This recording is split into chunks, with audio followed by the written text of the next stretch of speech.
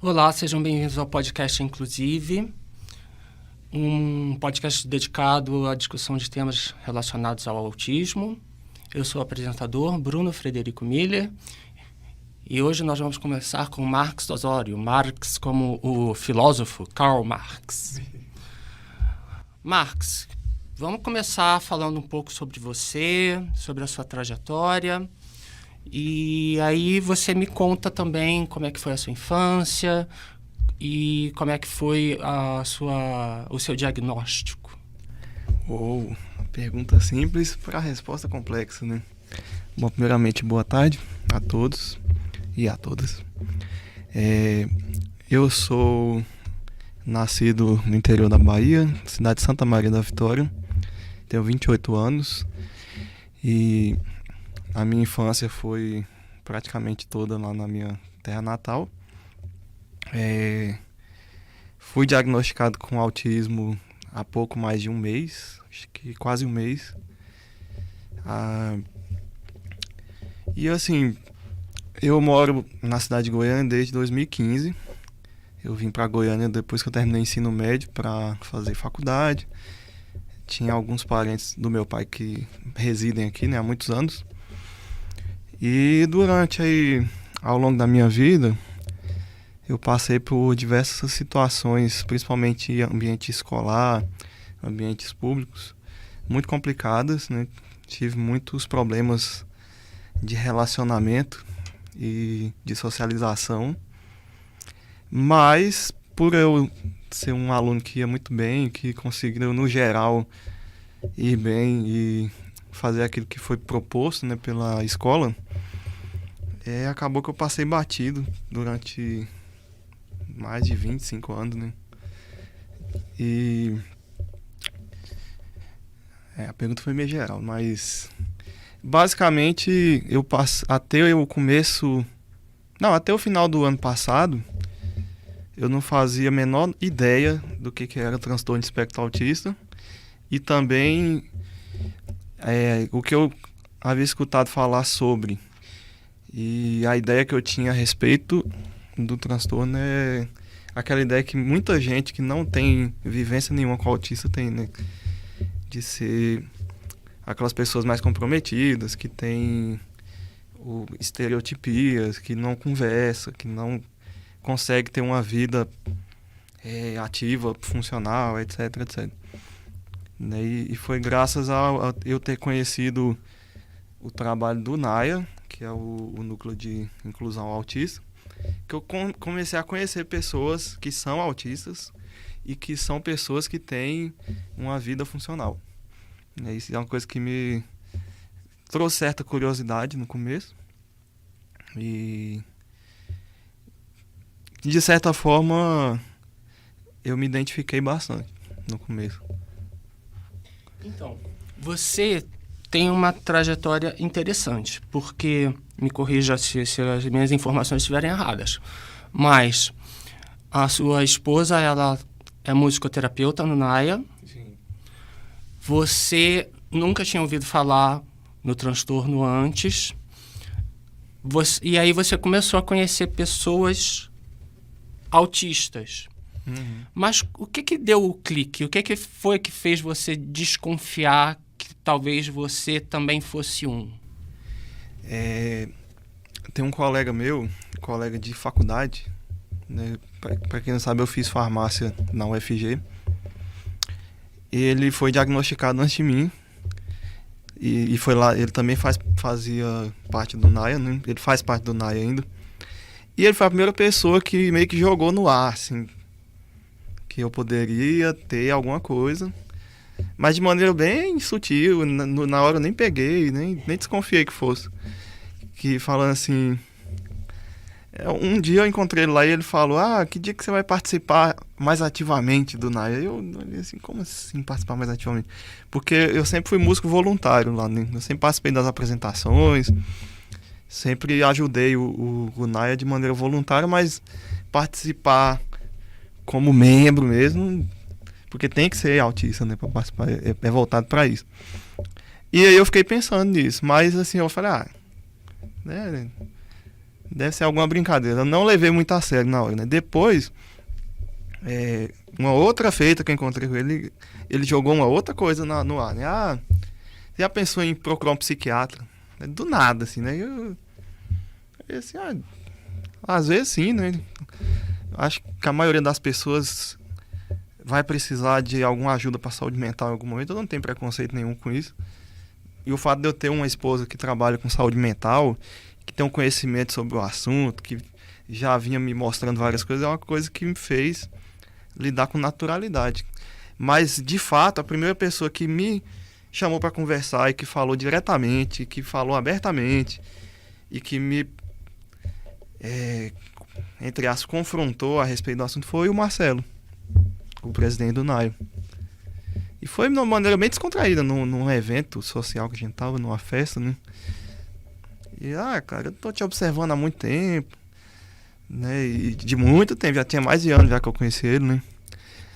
E assim, talvez você tenha algumas características que pode bater com autismo, ou no mínimo um TDAH. Ele falou assim. E foi quando o NAIO começou a fazer uma parceria com uma clínica. E eles estavam indicando pessoas para fazer a avaliação lá, para ver como é que é, a forma que eles trabalhavam, para que o NAIO pudesse começar a indicar paciente para fazer terapia com eles com regularidade, né? E aí o que ele falou, eu achei que fazia sentido. Entre o que ele falou comigo até o dia que eu fui fazer a avaliação de fato, se passou mais ou menos um mês, foi no período de férias. E aí foi um período que eu fui digerindo a informação, que eu fui pensar, e fui relembrar das coisas que aconteceram, relembrar lá de trás, e fazer correlações com a questão, né? E sim, o fato é que fez tanto sentido que antes de fazer a avaliação eu já tinha quase certeza já. E quando você recebeu o laudo, qual foi a sua reação? Eu fiquei feliz, porque eu já estava assim com o sentimento de que era verdade mesmo. Mas eu queria uma confirmação de um profissional, né, que entende do assunto, para bater o martelo. E, de certa forma, eu me senti muito aliviado de saber que tem explicação para certas coisas da minha vida que eu passei, né? E que lacunas, interrogações de coisas que eu passei, elas foram sendo solucionadas. Tudo começou a se encaixar. E outras coisas que eu achava que não tinha nada a ver, isso aqui é coisa minha mesmo. Realmente eu comecei a associar que era de fato, que tinha origem do transtorno, né? Mas ao mesmo tempo você fica assim, vem toda aquela carga de, cara, eu passei 28 anos sem saber disso. Quanto sofrimento poderia ser evitado, quanta coisa poderia ter sido mais rápido, né? Por um lado, existe, e eu falo observando o seu relato, mas também pensando um pouco na minha história. Existe um efeito terapêutico no diagnóstico, porque encontrar essas respostas para características, problemas, dificuldades que a gente passou ao longo da vida, encontrar uma resposta, uma explicação para isso é muito terapêutico, né?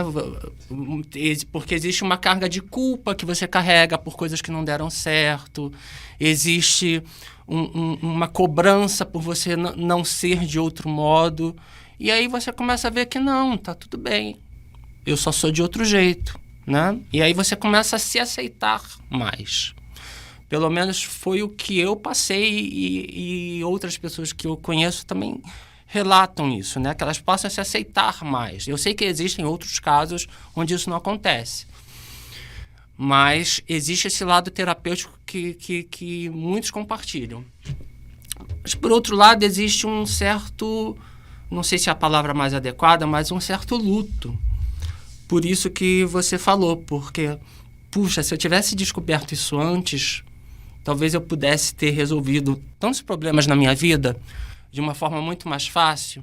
Talvez eu tivesse a oportunidade de encontrar a ajuda adequada, né? Mas por outro lado também me levou a pensar como que as coisas evoluíram, né, de lá pra cá. Porque assim, eu fui uma criança no começo dos anos 2000, onde não existiam nem leis que protegiam, que consideravam o autista como uma pessoa com deficiência, que são as leis que foram aprovadas depois, e todos os direitos que a gente tem perante o Estado brasileiro, que são recentes, se não me engano, tem nem 15 anos, né? E a como que o diagnóstico melhorou, né, cara? Porque naquela época, para a pessoa ser diagnosticada com autismo, tinha que ter um nível de comprometimento muito grande.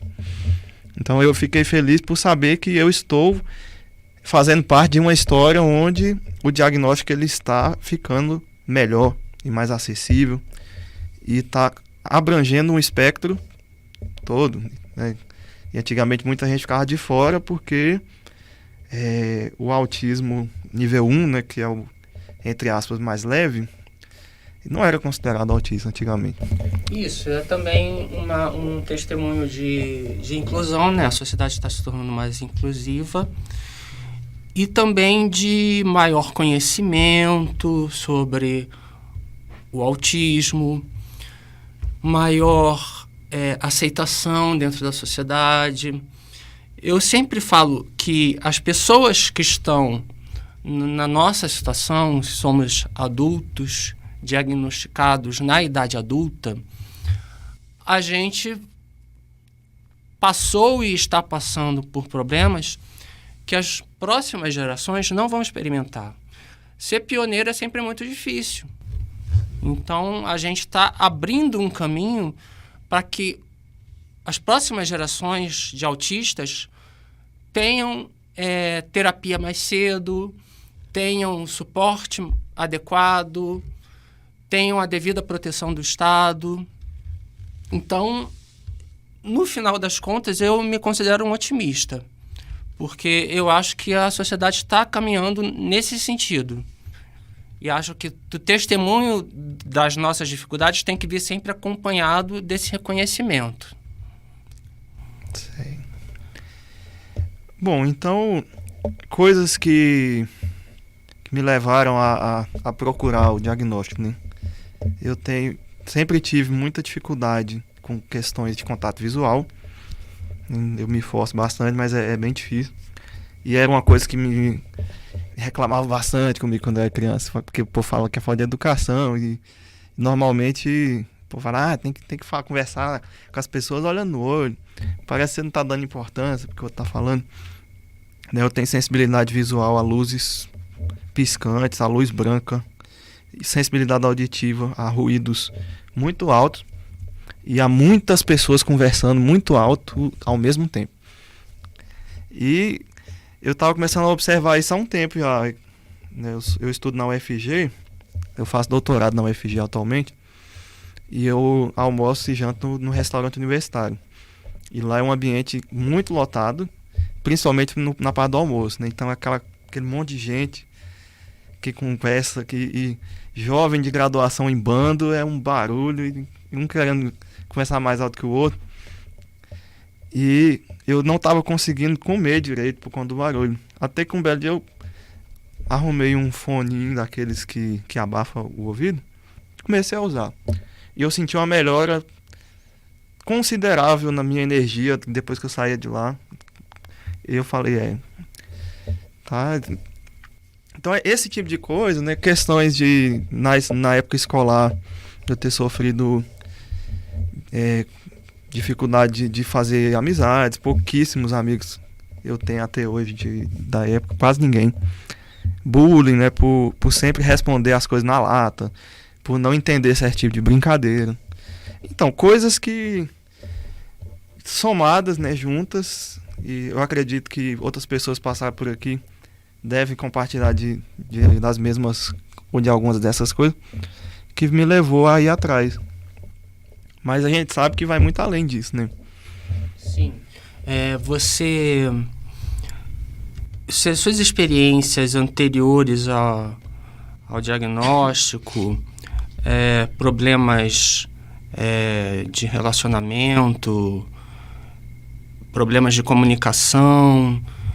Isso trouxe algum outro prejuízo para você? Porque tem muitos autistas que relatam casos de depressão e certas dificuldades de lidar com esses problemas, né? Uhum. Você passou por isso? Passei por várias coisas. Muitas coisas, mas principalmente na época da final da infância para adolescência, crise de ansiedade, sobrecargas sensoriais muito forte. E assim, como eu não sabia o que era, eu ficava nervoso porque eu estava sentindo que eu estava sobrecarregado, principalmente visual, sabe? Aquelas auras, parecendo que você vai dar uma crise de enxaqueca e não é. É sobrecarga visual. Aí eu ficava achando que eu estava tendo alguma coisa, eu ficava nervoso. Aí o nervosismo uma coisa alimenta a outra, né? Então, crise de ansiedade várias, né? Dificuldades de começar relacionamentos amorosos. Eu demorei 25 anos para conseguir entrar em relacionamento, porque eu não conseguia conversar com mulher. Eu não conseguia manter contato visual, não conseguia manter um assunto que fosse interessante, sabe? Não tinha muito time do que falar, porque não é toda hora que você vai conversar sobre um assunto mais aprofundado, uma coisa mais teórica. E não é todo mundo que tem paciência para conversar sobre assuntos mais difíceis. Ou às vezes eu achava que a pessoa muito superficial. Enfim, trouxe problema de ordem de relacionamento, de questão de relacionamentos de amizades, né? E problemas com professores na escola. Muitas vezes eu questionava, e tem professor que não gosta de aluno que questiona, né? Porque eu sempre fui aquele aluno que gostava de participar daquilo que me agradava, que eu achava legal de discutir. Mas quando eu acho que eu vi que o professor estava enrolando, estava dando migué, não estava explicando direito as coisas, eu falava na cara dele: ah, isso aí tá errado. Ah, o professor me botou para fora da sala uma vez porque ela falou que no Polo Norte fazia mais frio que no Polo Sul. E eu falei que não, porque eu tinha visto em livro, eu gostava de ler. Você imagina um pré-adolescente, tá lá, todo mundo lá em grupo, lá socializando, brincando, e eu lá lendo livro de geografia, de ciência, de biologia, porque eu achava melhor do que ficar no meio de pessoas, assim, né? E é interessante essa sua observação, porque é uma outra característica do autista, né? O autista, ele é muito direto, ele às vezes não mede as consequências do que ele está dizendo. Às vezes, quando ele até tem consciência de que o que ele falou é ruim, mas só vem depois que já falou, né? Então, é uma outra característica típica do autista. Mas a gente falou muito aqui das dificuldades, aí eu queria falar do outro lado, né? Que são os hiperfocos, o que as nossas habilidades. Cada autista tem seu hiperfoco, tem suas habilidades. Eu queria saber quais são os seus. Bom, música, né? Eu toco vários instrumentos, eu canto. Inclusive a música foi quem me levou pro NAIA.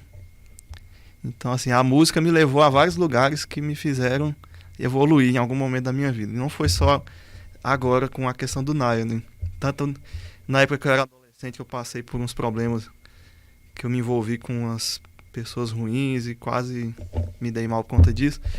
A música me levou a conhecer pessoas melhores, que me acolheram e que eu aprendi muito. Eu gosto muito de ciência, de modo geral, né? Principalmente ciências tecnológicas, química, física, biologia. Eu faço doutorado em ciências farmacêuticas, com enfoque em química analítica. Então, toda essa parte mais exatas / biológicas é um dos hiperfocos que eu sempre tive. Xadrez é um hiperfoco que eu tô tendo bastante há um tempo já. E também gosto muito de futebol, não sou bom, sou horrível. Mas eu gosto de acompanhar, gosto de jogar às vezes também. E assim, hoje em dia eu encaro as coisas com mais naturalidade, né? Porque em alguns momentos da minha vida eu tive uma autocobrança muito grande em tentar fazer aquilo que eu faço da melhor maneira possível, um perfeccionismo, fruto de uns lugares meio complicados que eu frequentei, que eu passei, que foram importantes para mim naquele momento da vida, mas que hoje já não faz mais sentido e que tinha essa questão da autocobrança muito forte. Mas se você me perguntasse assim, o que eu acho que eu sei fazer de melhor atualmente, eu acho que é música e a parte de estudo, né? E me fala um pouco sobre essa sua relação com a música, quais são os instrumentos que você toca, a partir de que idade você começou a tocar? Eu comecei a tocar com 13 anos. O meu pai, ele viu que eu tinha um pianinho de brinquedo lá em casa e que eu tava começando a pegar algumas melodias e começando a tocar de ouvido sem saber nome de nota, sem saber nome de nada, né? E aí ele percebeu que eu tinha um ouvido musical interessante e me colocou numa aula de música. Eu comecei com aula de teclado, fiz 8 meses de aula de teclado com um professor lá na minha cidade mesmo. E aí depois disso eu fiquei um tempo sem tocar, porque eu me envolvi com as questões complicadas que eu tinha falado agora, né? Depois que eu saí dessa situação, eu fui para a igreja evangélica, eu fiquei 8 anos na igreja evangélica tocando. Lá eu aprendi a cantar também e aprendi um pouco de violão e contrabaixo. Você tocava teclado? Sim, o teclado é meu instrumento de origem. E aí depois desses anos na igreja, eu saí, né? Acabou que não fazia mais sentido para mim o andamento das coisas lá. E aí eu conheci um projeto de extensão da UFG que chama Musiversidade e Saúde, que é coordenado por um professor lá do IPTES, professor Jonatas Xavier, que por um acaso foi meu professor na graduação e por um outro acaso é orientador de doutorado da minha esposa. E ele também toca, e lá o enfoque é música brasileira. Então lá eu encontrei um grupo para continuar exercendo música com outro enfoque diferente da igreja. Conheci outros estilos e atualmente eu foco mais no contrabaixo e no teclado e voz. Às vezes violão. Guitarra não? Não. Tenho vontade de estudar, mas acabou que eu não foquei muito ao longo da vida, assim, porque esses outros instrumentos, eles, por onde eu passei, precisava mais de alguém para tocar, né? E também porque é interessante a gente focar numa coisa só quando tá começando para aprender mais mas talvez, quem sabe um dia. Mas é uma coisa que você faz como um hobby ou você tem interesse de fazer isso profissionalmente? Hobby. Por quê? A relação que eu tenho com a música, ela é uma relação de ser um lugar para minha saúde mental, um lugar de refúgio. A música para mim é um lugar onde eu vou para me sentir melhor, para me desligar das coisas da vida profissional mesmo, da vida estudantil. E eu sempre tive isso em mente, que se eu profissionalizar a música eu vou perder esse elemento da minha vida que tem um objetivo de ser um lazer mesmo. Sua ambição é ser professor, pesquisador? Sim, existem várias possibilidades, né? Mas eu tenho interesse em trabalhar na parte de laboratório, de controle de qualidade, analítico, e fazer pesquisa nessa área e dar aula, se tudo der certo. Né? Confesso que uma das minhas grandes dificuldades ainda é lidar com o público, apesar de eu não ter nenhum problema com uma apresentação em palco, assim, para tocar e cantar sem problema, mas para lidar com o público, para falar em público, para lidar com multidões, assim, como um orador, eu sinto uma dificuldade muito grande. Mas eu acredito que com a experiência isso pode ser contornado. Você tem alguma técnica que você aplica quando você tem que falar em público? Não, porque eu falo muito pouco em público, né? Mas para dar aula, por exemplo? Eu não tô dando aula ainda. Eu dei algumas aulas esporádicas, em alguns momentos. Mas no estágio lá do doutorado para ajudar meu orientador. Mas nada muito... uma vez ou outra, né? Mas conforme vai passando o período de doutorado, o número de situações como essa vai aumentando. Porque a gente vai pegando na experiência, no conteúdo, na parte teórica, né? E assim... E para participar de congressos, por exemplo, você participa de congressos? Participo. E aí, como é que é? Inclusive, eu vou participar de um agora em novembro. Então, a apresentação em congresso geralmente a gente apresenta banner. E aí, eu não tenho dificuldade de falar, assim, você pegar um assunto e falar para uma pessoa, para um grupo de pessoas, assim, menor, é tranquilo. A questão da sala de aula é o barulho, é aquele monte de gente falando ao mesmo tempo. E o fato de que eu também não gosto de gritar, né, Uhum. Eu gosto de conversar de uma maneira mais tranquila, assim, mas... Eu tenho a dificuldade oposta, porque eu não consigo lidar com pequenos grupos. Mas quando eu tenho que falar com um público maior, é como se eu não tivesse estabelecendo uma relação pessoal com ninguém, entendeu? Para mim essa é a grande dificuldade, estabelecer relações pessoais. Eu me lembro que a minha orientadora, na época da graduação, ela me pediu para fazer uma apresentação porque eu era muito tímido e ela achava que eu precisava praticar apresentação para a minha carreira profissional. E aí, quando eu fiz a apresentação, ela ficou surpresa, porque eu fui muito bem. Mas porque, como eu estava falando para a turma, e numa turma universitária, quando você está fazendo uma apresentação, geralmente não tem esse problema de disciplina, como a gente fala, né? Porque todo mundo vai apresentar também, existe uma relação diferente entre professor e aluno, as pessoas estão lá porque querem. Então, assim, numa situação assim controlada e sem precisar desse relacionamento mais pessoal, eu tinha um bom desempenho, mas não conseguia falar com pessoas em pequenos grupos. Sempre foi uma dificuldade para mim. Então, assim, a gente vê que tem diferenças também, né, na forma como se manifesta essa nossa dificuldade de comunicação, de socialização. Mas, de qualquer forma, a gente está terminando, Marcos. Você gostaria de colocar mais alguma coisa? Sentiu que ficou faltando alguma questão? Considerações finais? Bom, eu queria agradecer a oportunidade, né, o convite para participar dessa entrevista. Né, achei muito bacana. Fiquei muito feliz de saber que você ia me entrevistar, que eu não estava sabendo. Né, muito legal.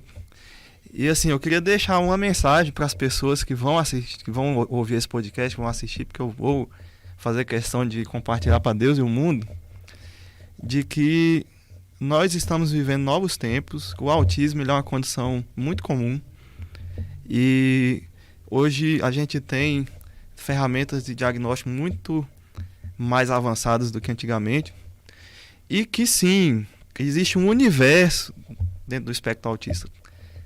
E principalmente você observa esse universo de manifestações diferentes, de pessoas com estilos diferentes e com dificuldades diferentes, porque espectro é isso, é uma faixa de nível de certa coisa. Então existem níveis de autismo diferentes. Quando você vê que tem muita gente que é profissional, que é dono de empresa, que é estudante, que é doutorando, que é autista. Nas reuniões do NAIA que a gente faz lá toda semana, a galera dos adultos tem pessoas que têm família, que têm uma vida. Mas isso não quer dizer que ela também não sofra dos problemas que o autismo traz como condição. E também desmistificar aquela coisa de que o autismo é um transtorno que afeta a inteligência do indivíduo obrigatoriamente, né? E talvez, por eu ser uma pessoa que me destaquei em algumas áreas da vida e ter uma inteligência considerada normal, né, para fazer as coisas, e fui bem na escola, eu passei em branco esse tempo todo. Mas as dificuldades sociais, elas estão aí, e outras questões, mas de agora para frente a gente vai sabendo o que é, você consegue lidar melhor com isso, trabalhar com isso. E eu desejo, né, que outras pessoas que não receberam o diagnóstico, elas recebam, elas tenham a oportunidade de se autoconhecer melhor e ter acesso a lugares como o NAIA, que são lugares diferenciados e onde você tem acolhimento e você realmente tem um espaço que é feito para o autismo mesmo, né? E que faz bem. Tá certo. Muito obrigado, Marcos Osório. Eu sou o Bruno Frederico Milha e esse foi o podcast Inclusive.